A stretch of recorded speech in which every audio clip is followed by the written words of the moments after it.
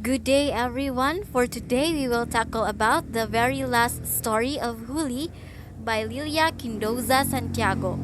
Presented to you by yours truly, Nina Angeli F. Soliano.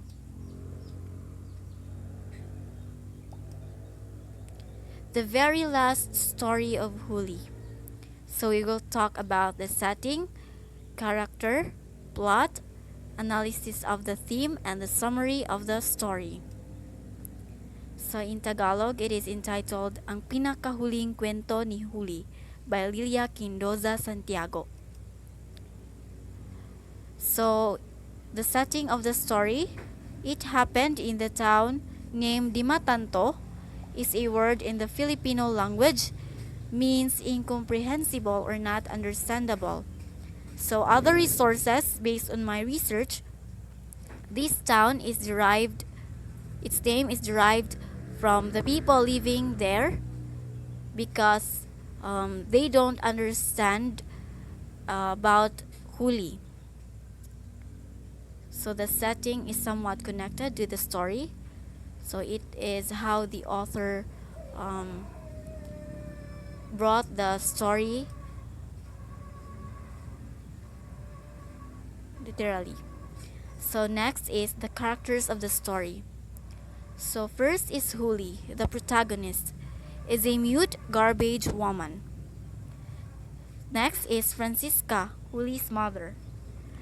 The town's tailor, and the town thought of her as Huli's aunt because she introduced herself and Huli as her niece.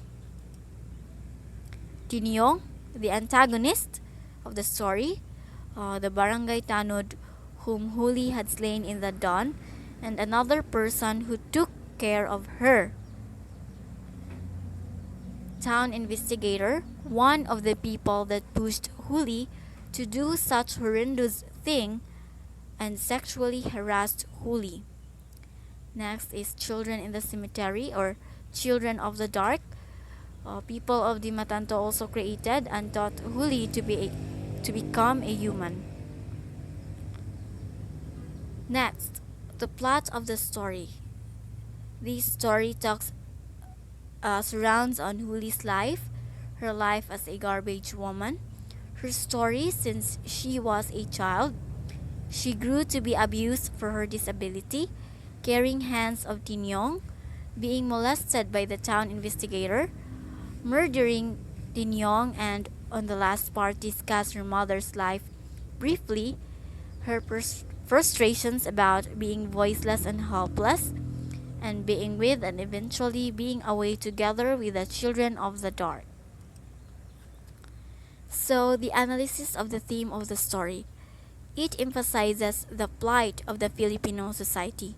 So Filipino is innate in usually making stories or rumors about others, and community prefers fabricating stories that will suit their own taste rather than the truth. People made rumors about Huli. So people in Dimatanto abused Huli by judgments and without knowing the facts and the experiences that Huli is struggling. So the very last story of Huli, the summary. This article is about the life of Huli after she survived the sexual exploitation from Padre Kamura. After jumping out of the dormitory window, she dwelled around in search for food and shelter because her mother, Francisca, didn't want her. As she was roaming around, she happened to pass by a group of men who were drinking. These men then raped her, leaving her an emotional trauma she would carry on for life. She had the chance to seek help from an investigator, but unfortunately, she was also raped by the investigator. She later on met Tinyong, who took her in. Thinking that this man is a good-hearted person, but she went with him only to experience another sexual exploitation. But Huli survived after she managed to kill Tinyong in fear for her life.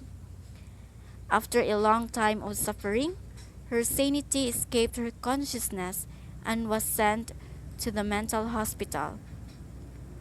The story how she came to be a mom and how she lost sanity became the talk of town. So after she killed Tinyong, um, all the traumas that she got from that sexual exploitation and how her mother let her far away and all the abusements that she got. So it keeps running in her mind, and that is the reason why the children of the dark or the children in the cemetery um, keeps taunting in her mind, and that is the reason why she killed herself. So the message of this story is that um, it focuses on the voiceless Filipino people. As discussed previously, how these unheard voices are constantly controlled, changed, and exploited for unknown resources. So, one story from that person, or one judgment from that person, changed her whole life. So I hope you have learned something from the very last story of Huli. So now we will tackle on the execution by Charlson Ong. So still presented by yours truly, Nina Angeli Absoliano. So we will talk about the setting, analysis, summary, and the characters of the story. So for the characters of the story, first is Mario Valderrama, or also called as Mario Lim. So he is the storyteller and the son of the Filipino-Chinese trade merchant. Next is Lim Bien So, Mario's father who sympathized with Gan So. The mother, wife of Lim and a Filipina. Gan So, the one who is executed, and Yotek, the president of the textile restaurant. For the setting, so in the story there are a lot of setting in the jail, in their home, and in the merchandise, but the whole story was set on the initial years of the martial law period when President Marcos declared martial law on September 23, 1972. So for the analysis of the theme of the story, this story talk about freedom and justice during the martial law. So if you have noticed, your parents or grandparents will talk about the martial law. So this story will connect to their experiences during that era. So it also contains the following themes: the death. So death penalty is rampant on this era, and of course, individual versus society, because Ganso was executed, and every people in the society is against him in that one incident or scene that happened. So next is the summary of the story. The execution is a short story that depicts a peak of what certain Chinese family has experienced during the martial law era. It talks about the freedom and justice during the era and how this certain Chinese family faces the challenges rooting from the martial law, specifically the death of a father's friend and their family's involvement. Mario Lim or Mario Valderrama, since at that time they need to change their family name so that they will not be involved in any incidents. So the storyteller and a kid narrates on how the execution of Gan saw his father's acquaintance changed his father and their family. His father since then lived in the dark and didn't bother them until his last breath. He was saddened by how the government put all the blame to Gan for his illegal smuggling and how a Christian country abides with a death penalty law setting aside the Christian principles. The execution by Charlson reflects the life experiences of Chinese living in the Philippines during the martial law era. So the author describes the situation they have during the martial law era. Based on the third paragraph, they had no colored TV back then. The rest of the world outside home, family, and school was so much black and white for them. As we all know how Filipino kids back then have no life outside their homes, and Chinese kids are also not exception. In the story, Mario's father is a friend of Gan, Chinese illegal smuggler, who has been sentenced to death. In fear of the consequences of being related to Gan, his mother not want his father to get involved. Later in the story, his father planned on seeing the ambassador, saying that Gan has no right to be jailed for he was a Chinese citizen. However, Yutek answered that the government acts with proof. So at that time, the government has have a dirty movements against them.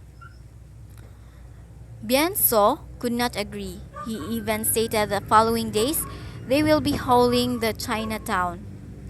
It could be interpreted that based on Bien, the government has no enough proof killing Gan. Thus, we can say that people back then were not blind of the terribleness of the issue.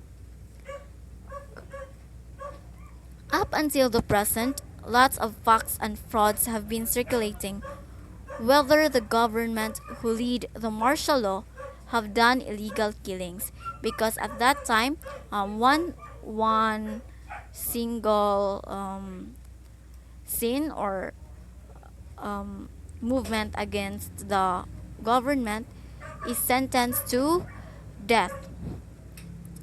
In the last paragraph, Mario heard a burst of gunfire. He then said his father was dead.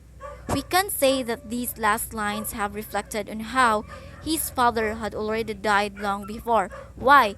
He died when Ganso was sentenced to death. His father's conscience always knocks on him or always taunting on his mind. So they were not given attention by their father since the death of Gan. It also implies the death of their family, of how they lost their father and how poor his parents' relationship was because of the execution. It gives a peek of how bad the experiences of the families who have a family member who were executed during the martial law.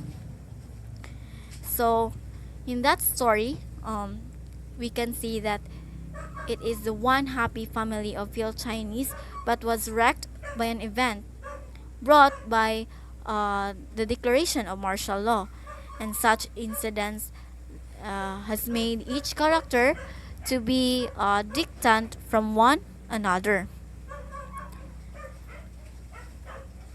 So I hope you have learned something for the story The Execution by Charlson. For more information, you can watch these short films of the two stories I have discussed to you, the very last story of Huli and the execution by Charlson in YouTube, and this is the link I have provided here. So thank you for listening. I hope you have learned something for today. God bless.